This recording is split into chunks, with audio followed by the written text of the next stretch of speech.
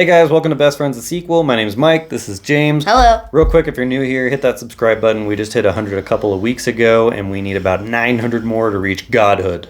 Yeah, godhood. Exactly. So we're talking about If today. I've already reviewed If when I went to see it by myself, but James, we saw it the other day because summer just started, so we went to the movies. We saw If. What did you think about it? I thought this movie was really good. You thought it was really good? I thought it was a really good movie, but a lot of people that reviewed it were kind of saying that maybe this was more of an adult movie and that for kids, maybe it wasn't going to be something that they would like right away. But what did you think? So I probably disagree with some of the people. This is definitely a kid's movie. Okay. Yep. If to me there was a little less action and more calm, I would accept this as a sleep movie, but for the less action, I definitely accept this as a sleep movie. Okay. So definitely a kid's movie, definitely a sleep movie. What did you like about this movie? So I like the imaginary friends, the clown that looks like an actual person, but at the end of the movie, he turned out to be an if. Yeah, so definitely this review is going to be more spoilers just because I already did a review for it on my channel. So if you're watching this is going to have some spoilers in it. So obviously you know Ryan Reynolds is in the movie because we saw him in the trailer. And there are some clues throughout the movie that kind of reveal his true identity. Because it turns out that Ryan Reynolds' character was actually also an imaginary friend. He was the imaginary friend for the main character, which is this little girl. When she was young, her imaginary friend was like a clown. And obviously Ryan Reynolds doesn't look like a clown anymore. He's kind of taken all that stuff off, which is kind of a reflection of her because she doesn't believe in imaginary friends, or at least up until this point, she didn't believe in imaginary friends anymore. So that's why Ryan Reynolds doesn't really look like a clown anymore, because it's kind of a reflection of her getting older and not having those childlike qualities anymore. But you did like the fact, you liked him, you liked Ryan Reynolds in the movie, you liked the clown. What else did you like? Oh, I liked the part where the girl figured out that secret room at the carnival. Mm-hmm.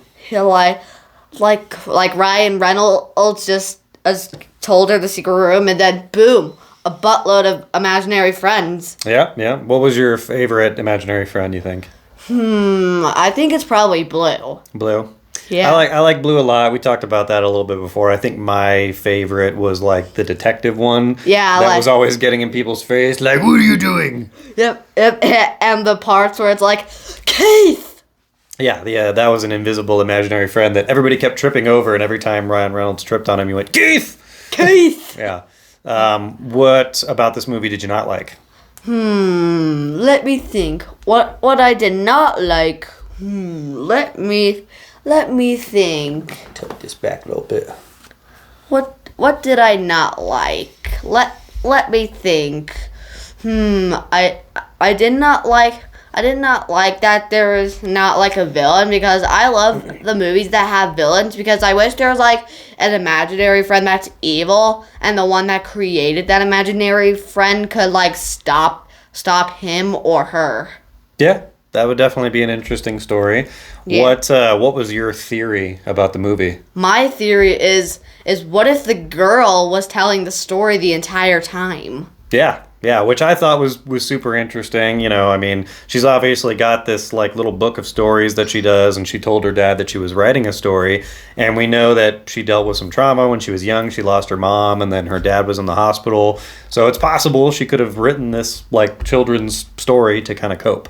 Yeah. So I thought that was a really cool theory, and I did tell James if you wanted more action and you wanted there to be like a villain type imaginary friend that they would end up having to team up against, at the end, you could write that story. Yeah. Yeah, and then we could see if other people like it. Yeah, we'll see if other people like that. Yeah. So overall, what would you rate If? I rate this movie an 8 out of 10. 8 out of 10. And would you encourage other kids to go see this with their parents? Yeah. Yes, I would encourage other kids to see this movie. Cool. Well, that pretty much does it for James's review of If. My review is already up if you guys want to check that out. I really enjoyed this movie. James probably didn't enjoy it quite as much as I did, but I think there are some adult elements in there that maybe he wouldn't quite get yet. And again, like he said, there's not enough action, so maybe a little too slow paced for kids. But overall, a good family movie. We had a good time seeing it as father and son, and I think there was like maybe one other person in the entire theater. Yeah. So it was fun. Actually, there are 2 other people. It was like a mom and her son. Yeah. Yeah, so, but it was a good time, but let us know in the comments what you guys thought of the movie If. Have you gone to see this with your kids? What did your kids think about it? Whatever you guys thought, comment below and let us know. And definitely hit that subscribe button and help us get to that 1,000 subscribers so we can enter God level. Yes, God level. Yeah. Anyways, that's all we have for you today, so thanks for stopping by, and we'll catch you in the next one. Peace. Bye-bye.